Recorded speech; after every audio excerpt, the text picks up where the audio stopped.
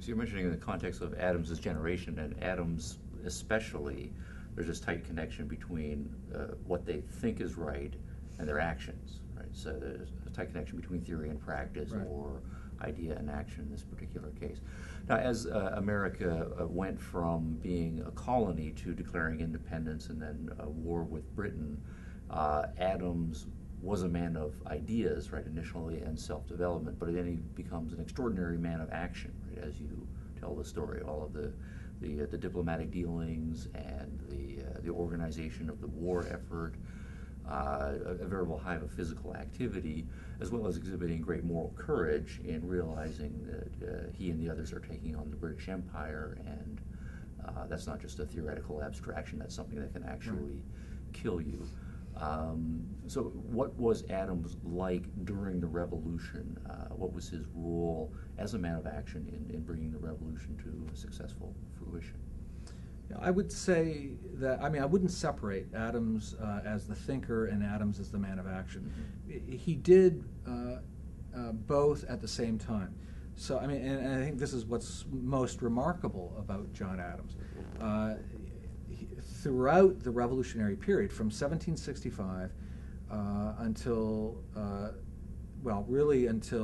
he came home from Europe in 1788, Adams was both the leading intellectual of the Revolution. So from the moment that he wrote the dissertation on the canon and feudal law in reaction to the Stamp Act in 1765, until he came home from Europe in 1788, 89, when he wrote his Defense of the Constitutions, a great 3-volume treatise on the history of constitutionalism. Adams was throughout the entire Revolution writing essays and pamphlets for the revolutionary cause. And I might just mention two other, I think, important ones. The first was the so-called Novanglist letters, which I think in many ways was the single best and most influential pamphlet, a 200-page pamphlet, written in defense of the American cause in 1775. It was a constitutional analysis of imperial relations between the colonies and the mother country. And then in 1776, he wrote Thoughts on Government, which was subsequently used as a constitutional blueprint by constitution makers in the post-1776 period, as each state drafted a constitution. And while he was doing all of that during this extended period, he was also a man of action. So at the very time that he's writing Novanglist, he's also serving in the Continental Congress, and he's serving. He was, I think, without question, the greatest orator of the Congress, giving the decisive speech in favor of independence. And the next day, he's serving on several committees, helping to forge independence, and then eventually to lead the war. And he served on some 90 committees during his period in the Continental Congress. He was a veritable workhorse.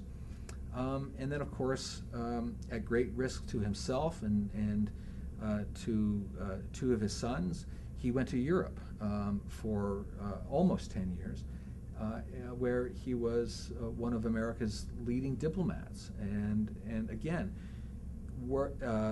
while he was a diplomat in France, he was writing pamphlets for the European press in defense of the American cause, at the very same time that he was pounding the pavement, trying to persuade Dutch diplomats to support the American Revolution, to form an alliance with the United States.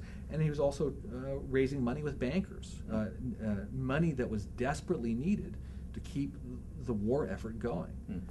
So what I find most remarkable about Adams is that he was, at the very same time, he was able to be one of, if not the great leading intellectual of the American Revolution.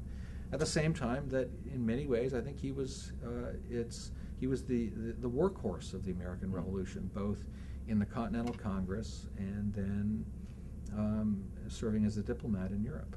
This leads into one of the strong claims you made in your talk, both at the beginning and the end, that with the possible exception of George Washington, in your judgment, John Adams is the greatest of the founding fathers. Now, this is a great pantheon of figures, all of whom I know you respect enormously, mm-hmm. Jefferson and Madison and Franklin and so forth. But what, in your judgment, makes Adams, out of all of them, stand out, such that you can say he is the greatest? Yeah. This, of course, is disputed, and as you say, I do have great admiration and respect for all of the founders. This was the greatest generation, and each of them contributed to the cause and the success of the American Revolution in their own way and in really enormous ways.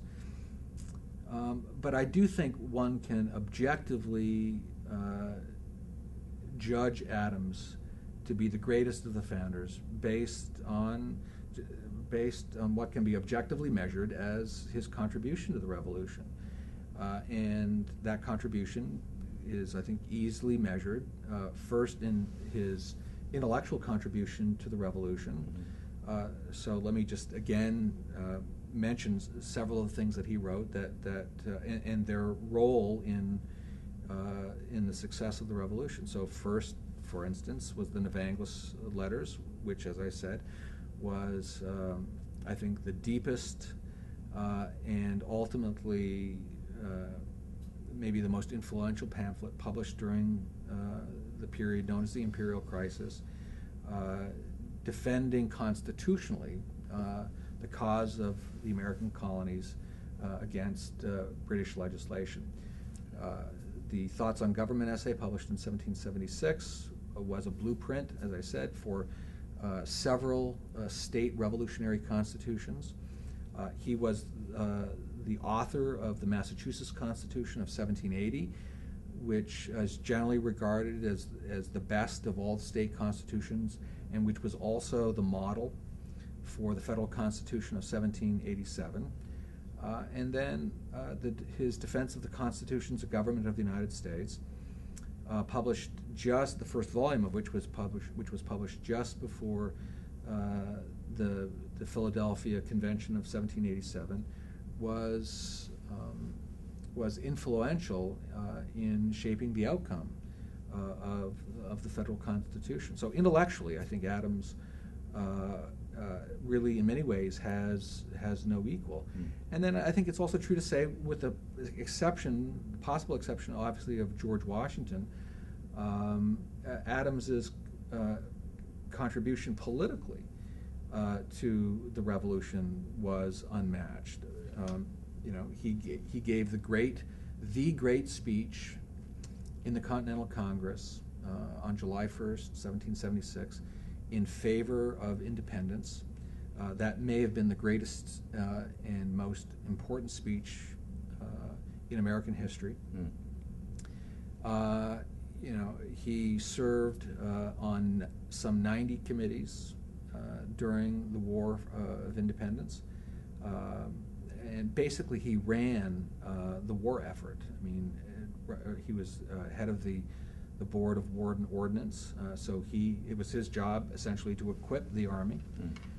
And then his role as a diplomat in Europe was, it's unlikely that anyone else could have done what he did in his role as a diplomat. That's not to say he was the best diplomat, and in many ways he failed as a diplomat in France, whereas Franklin succeeded. But in many ways he had the much more difficult task, I think, of not only gaining Dutch political support for the war, but also gaining invaluable financial assistance from Dutch bankers. So when you take all of these things together, I don't think there's another revolutionary who can match what Adams did. He was involved in virtually every aspect of the Revolution, with with the one exception of actually being a soldier on the field.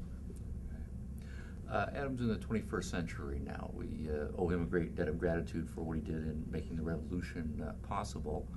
So there are certain historical lessons there. But for us in the 21st century, is Adams still relevant? Oh, I think John Adams is more relevant today than he's ever been. And I think because, and this is something that I haven't spoken of yet, and that's because of his moral virtues. Adams was a man, as a politician, a man who not only talked the talk, but who walked the walk. That is to say, in many ways, his central virtue, the linchpin virtue for Adams, was integrity. Which means, in this context, that Adams was unwilling to sacrifice his moral and political principles for political expediency. And he put into practice, day by day, the ideas he held to be true and ideas he held to be dear. And of course, I think most Americans today recognize the fact that that very few, if any, of our politicians have that kind of moral integrity. You know, when I ask students to name a politician today who had the same kind of moral integrity, the same and the similar virtues as John Adams, they struggle to name just one. And I think that's true. And I mean, you know, it's easy to contrast Adams with certain politicians of the recent past whose moral failings, you know, were on public display, and who, you know, I think most Americans have great moral contempt for. But what I find more alarming is, and disturbing, is that the politicians that many Americans today consider to be the very best politicians, who have the greatest moral integrity, come up short relative to John Adams and George Washington and the other great founders. Okay. All right. Really enjoyed your talk. Thanks for being with us today. Pleasure. Great. It's been wonderful to be at Rockford College. I've enjoyed it.